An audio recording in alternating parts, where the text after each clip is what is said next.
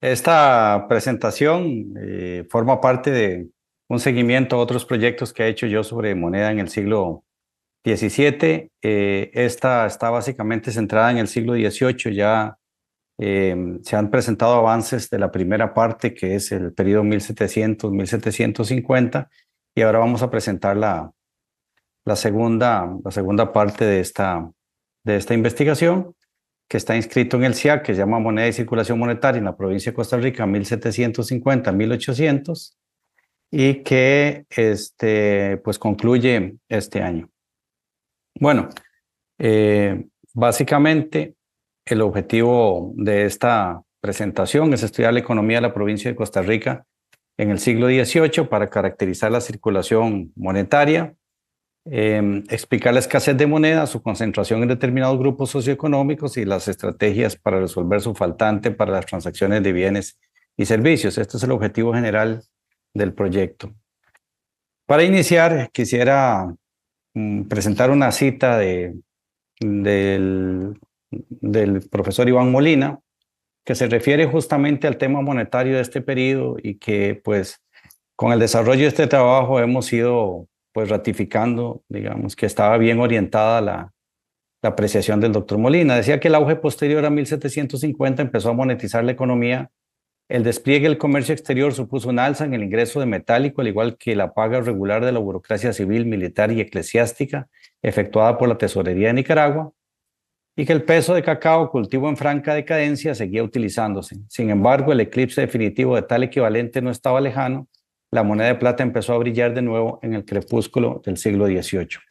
En el trabajo de la primera mitad del siglo XVIII, que nosotros hemos venido presentando, igual que en trabajos que hemos realizado sobre el crédito en la primera mitad del siglo XVIII, hemos llegado a demostrar que efectivamente no solo el cacao circuló en la primera mitad del siglo XVIII, sino también la moneda de plata. Entonces, lo que vamos a ver es una continuidad en esa circulación de ambos medios de pago.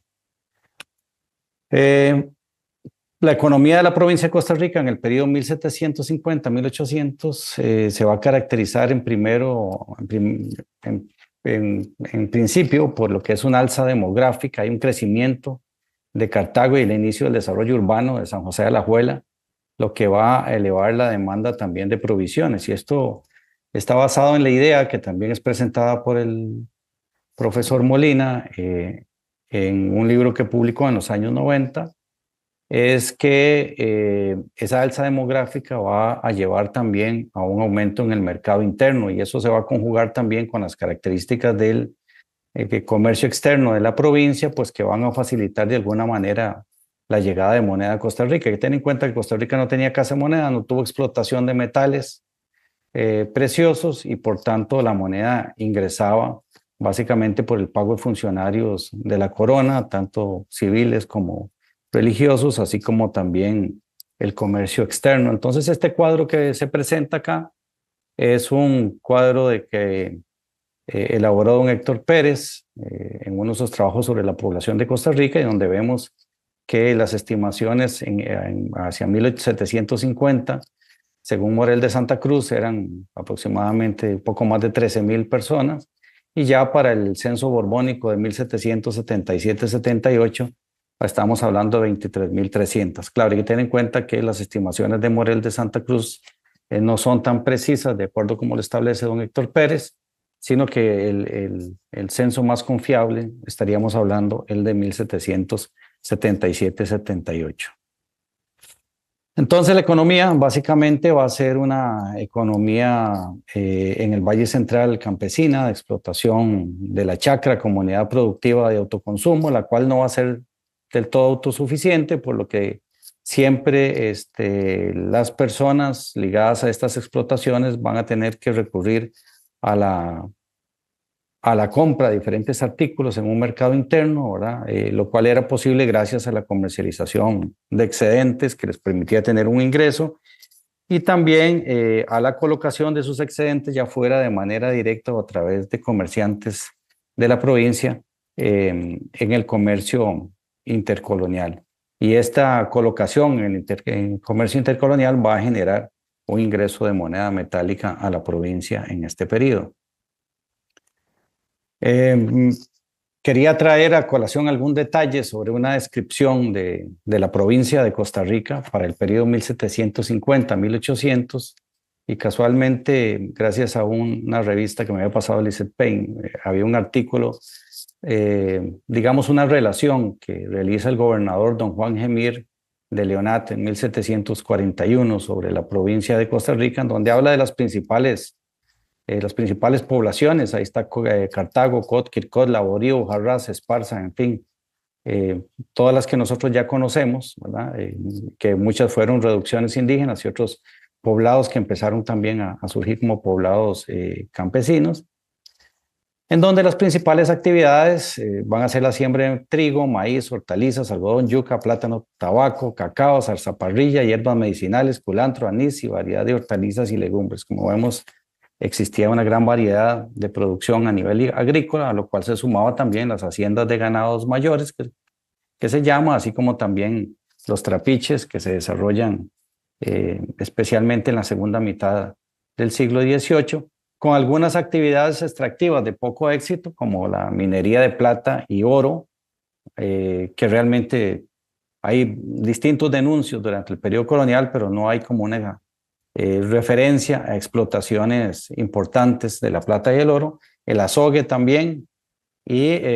algunos trabajos, algunas cosas, algunas otras actividades como las que ha tratado también la doctora Payne sobre los buceos de perlas y también los tendederos de hilo de caracol, ¿verdad? Utilizando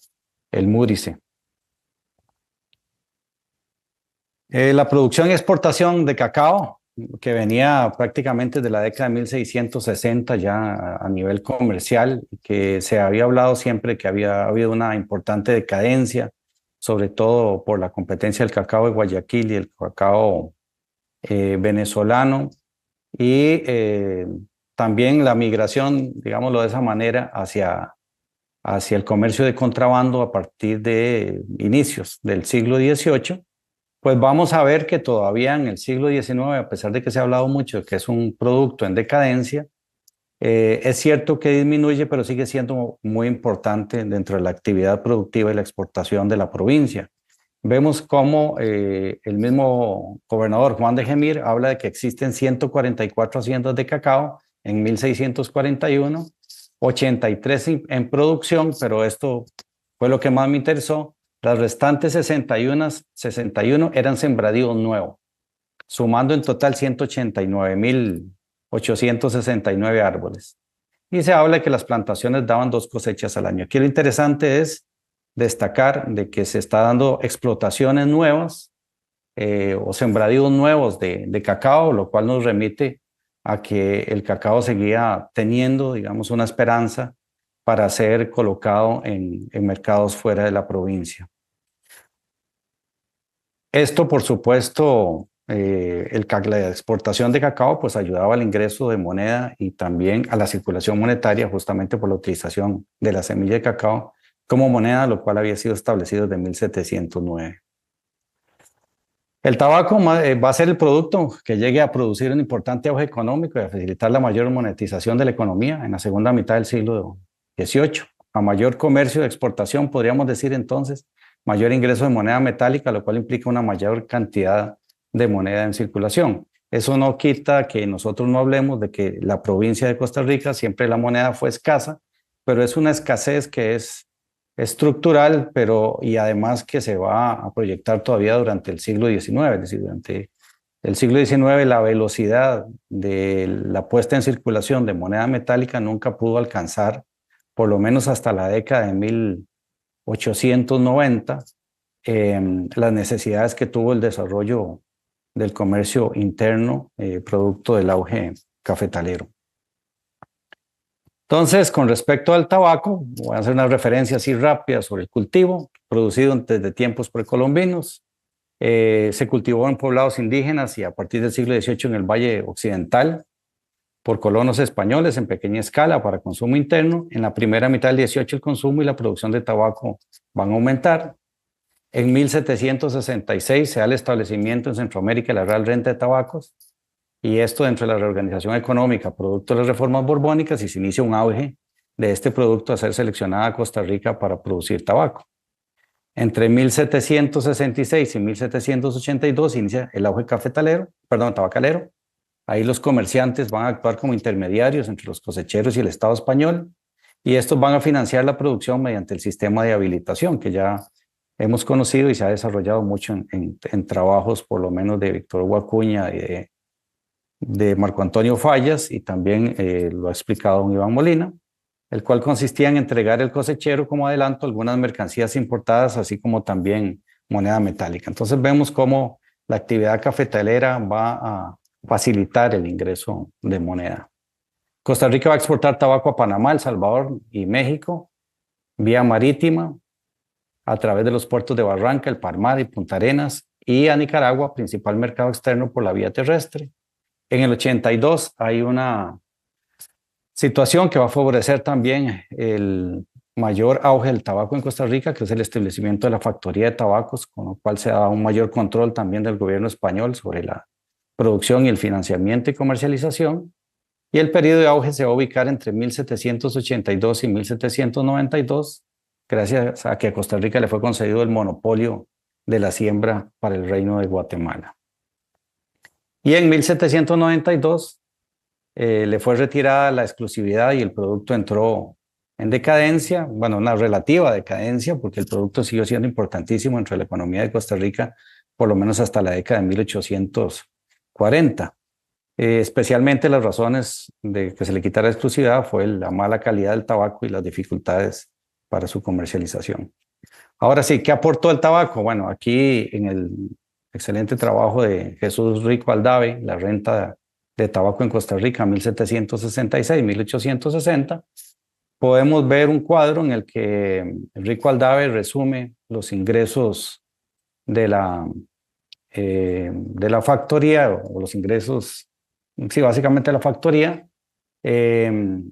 por las ventas, en donde vemos que hay un gran aporte desde el punto de vista del ingreso de moneda y de capitales a la provincia, y se trata también un tema, como es el caso de las libranzas, que no lo vamos a tocar por razones de tiempo acá, pero que se convierte también en un mecanismo de transferencia de dinero muy importante, que además de eso,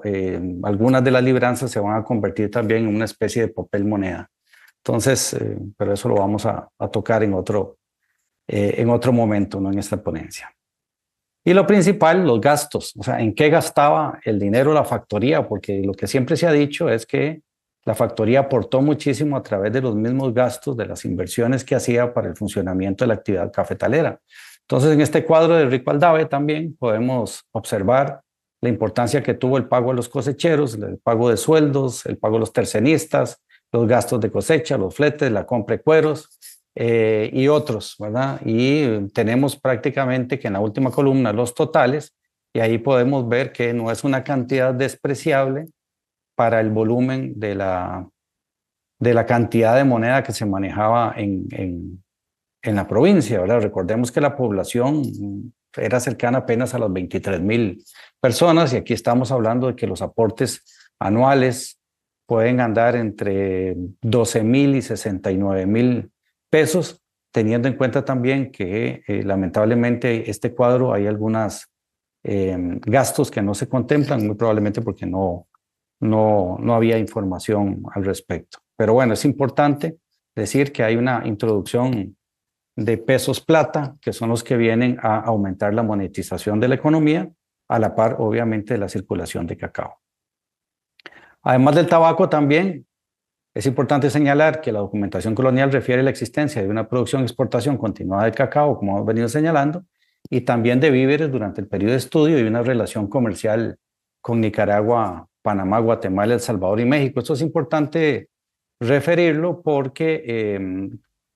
muchas veces cuando se ha tratado el tema sobre la economía colonial, se ha hablado de ciclos económicos y se cree que esos ciclos acaban con la entrada de otro producto, y en realidad no es así. Si bien los víveres empezaron a exportarse a Panamá a finales del siglo XVI,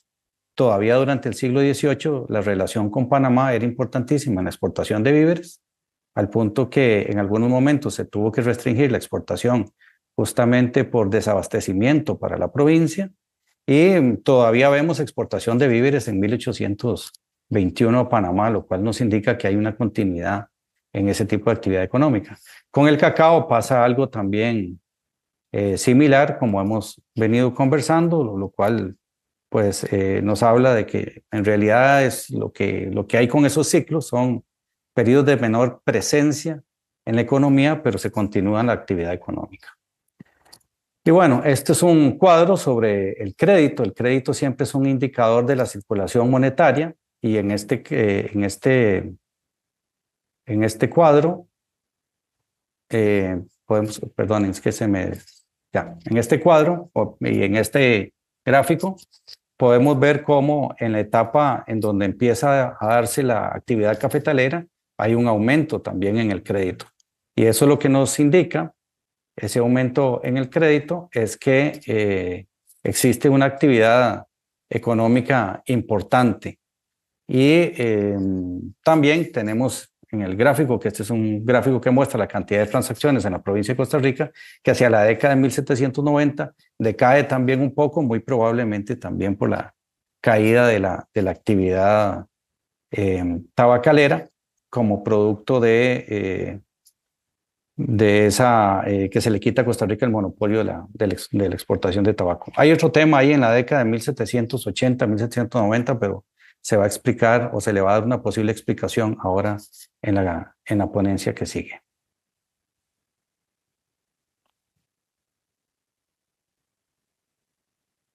Bueno, ¿qué ocurre con la moneda? Ya para entrar un poco más en detalle, bueno, ya hemos visto que lo que tenemos es un crecimiento a nivel del desarrollo, digamos, de la circulación monetaria. Y bueno, ¿cuáles son los factores que afectan a la moneda? Bueno, primero que nada, debemos recordar que el sistema monetario que impera en Costa Rica durante este periodo es un sistema monetario bimetálico, con monedas de plata y monedas de oro. La moneda de plata para las transacciones de baja denominación, digámoslo entre comillas, porque hay algunas que son de alta denominación, como las monedas de 8 reales, y las monedas de oro para de alta denominación. En Costa Rica, cuando se revisa la documentación, prácticamente que no se encuentra nada relativo a la moneda de oro, pero sí prácticamente que la moneda mayoritaria en circulación es la moneda de plata. Desde 1709 se había establecido el cacao como moneda oficial y era el que venía circulando en la provincia de Costa Rica, ya lo hemos visto en diferentes presentaciones y bueno, ahora que es una moneda que circula en una relación de 80 semillas a 100 semillas de cacao por cada real de plata, aunque en la práctica el cacao valía la mitad de la plata, es decir, si se hacía una transacción de 100 pesos en monedas de plata y se quería pagar en moneda de cacao, se tenía que pagar el equivalente a 200 pesos en cacao. Esto era en la práctica porque de manera oficial la corona española suponía de que la relación era de 1 a 1, es decir, una moneda de plata igual a una moneda de cacao. Y como vamos a ver, esto va a generar confusiones en las autoridades del reino, sobre todo en los referentes a los pagos a Hacienda. Si nosotros vemos este gráfico que tenemos acá, la moneda de cacao siempre circuló a la par de la de plata, pero la moneda de plata en estas transacciones, por lo menos de esta relación que establecemos de las transacciones de crédito en pesos plata y pesos de cacao, podemos ver que a pesar de que el cacao jugaba era muy importante para la circulación monetaria, la plata seguía siendo la moneda predominante en los créditos. Este también es algo que se va a explicar en la próxima conferencia. Y aquí podemos ver también cómo con el auge tabacalero vamos a ir viendo que conforme pasan las décadas, según el gráfico, cada vez es menos la utilización del cacao como moneda. Es decir, lo que quiere decir es que hay una mayor monetización de la economía. Ante las confusiones y abusos de pago en moneda de cacao y plata, en 1783 la corona va a emitir una real cédula para que el pago de los remates de puestos en la administración colonial y el de las almonedas, entre otros, se hicieran solo en moneda metálica para evitar problemas al fisco. Esto porque se le estaban pagando muchísimas deudas a la Real Caja en cacao y eso implicaba un doble problema. Por un lado, el cacao tiene un periodo en que se pudre y por otro lado, la corona tenía que convertir o comercializar ese cacao para poder convertirlo en moneda. Entonces, la corona dice, bueno, hasta aquí, la corona ya no acepta moneda de cacao y a partir de ahora todo lo que se acepta es moneda de plata. Entonces, eso también afectó no solo la monetización, sino la pérdida de credibilidad en la moneda. Perdón, 5 minutos, por favor, te Sí, quedan. ok, gracias. En este otro cuadro o este otro gráfico también podemos ver la relación por los distintos rangos de crédito. Igualmente la moneda de plata sigue siendo la moneda más utilizada con respecto a la moneda de cacao. Bueno, la moneda básicamente que circula en Costa Rica es lo que se conoce como la moneda macuquina, que es una moneda fabricada a martillo. Todavía hacia mediados de siglo seguía circulando la moneda macuquina, a pesar de que ya desde la década de 1730 se había ordenado la mecanización de las secas o de las casas de moneda americanas para que se desarrollaran monedas que fueran circulares, ¿verdad? Como esta que estamos viendo aquí, que ya es de México, de 1733, ¿verdad? Y se fabrican bajo un sistema ya del que se conoce como moneda, máquina de volante, que permite hacer las monedas redondas y hacerles una marca en el canto, que es lo que se conoce como cordoncillo. La Casa de Moneda de Guatemala, también muy importante, se establece en 1731 y mucha de la moneda que va a circular en Costa Rica proviene de la Casa de Moneda de Guatemala, aunque la mayoría de las monedas son del tipo macuquino, ya que la Casa de Moneda de Guatemala no se mecaniza con la máquina de volante sino hasta 1753. La moneda macuquina, por su rudimentaria fabricación, como vieron, ¿verdad? Es una moneda irregular, es una moneda que no tiene bordes regulares, era muy falsificada y también cercenada, se le arrancaban pedazos y demás. Va a seguir circulando prácticamente hasta la década de 1760 aproximadamente, aunque hay diferentes momentos en donde se ordena que esa moneda sea recogida. En 1753 ya se va a suspender la acuñación de moneda macuquina en Guatemala, lo cual implica que ya en Costa Rica va a llegar mucho mayor cantidad de moneda redonda que proviene básicamente de Sudamérica, de Lima, Potosí, de México y también de Guatemala. Hay diferentes directrices para mandar a cambiar la moneda macuquina por moneda circular, pero en realidad no tiene ningún efecto. Y en 1772 se va a implementar un nuevo tipo de moneda, que es la que tiene grabado el busto del rey. En este que estamos viendo en la pantalla es una moneda de Carlos III. Ese tipo de moneda va a ser también el que va a entrar en circulación en Costa Rica, ¿verdad? Y hay distintas comunicaciones, ¿verdad?, que se hicieron para dar a conocer este nuevo tipo de moneda, como, bueno, lo estamos viendo acá, ¿verdad? Donde se mandan a publicar eh, diferentes comunicaciones en la Villa Vieja, en San José, en Esparza, etcétera, para que se conozca el nuevo tipo de moneda. ¿Cómo va a ser entonces la moneda que circula? Pues como vemos aquí en esta pantalla, es decir, hay moneda macuquina que proviene del siglo XVII prácticamente y XVI incluso, hay moneda del siglo XVI mexicana que todavía circulaba en Costa Rica a mediados del siglo XIX y junto con moneda redonda como lo vemos acá, ¿verdad? Del tipo columnario que es fabricado entre la década de 1730 y la década de 1760 aproximadamente, y la moneda de busto.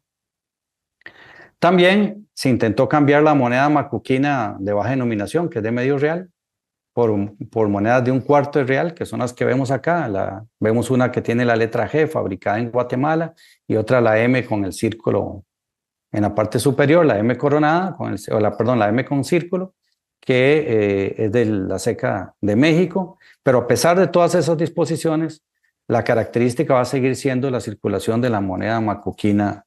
en Costa Rica, que va a circular todavía hasta la década de 1850. Y bueno, para concluir, Podríamos decir que la circulación monetaria en la segunda mitad del siglo XVIII estuvo determinada por la ausencia de minas, también por una escasez de moneda que siempre fue estructural, que se dio un ingreso de moneda producto del pago de funcionarios y del comercio, que existía una producción de autoconsumo y para el comercio externo, ¿verdad? De cacao, víveres y tabaco principalmente, que hay un aumento del circulante monetario por las actividades de exportación en la segunda mitad del 18, especialmente el cacao, que hay una relativa escasez de moneda, ¿verdad? Y que lo que se plantea, como lo vamos a ver en la conferencia que sigue también, es que hay un acceso diferenciado social y económicamente a la moneda y que hay una circulación monetaria muy heterogénea, sobre todo moneda de plata y moneda de cacao, con con el consecuente desplazamiento paulatino del cacao por la moneda metálica de plata. Y bueno, les dejo esto que sería para otra de las conferencias, pero que sí forma parte de este trabajo, que es el uso de los vales como papel moneda. Este es un vale de cacao de 1751 y que van a terminar también utilizándose como moneda, circulando a través de un sistema de endosos que ya lo explicaremos en otra ocasión. Muchas gracias. Por la presentación. Les recuerdo que si tienen alguna pregunta la pueden formular.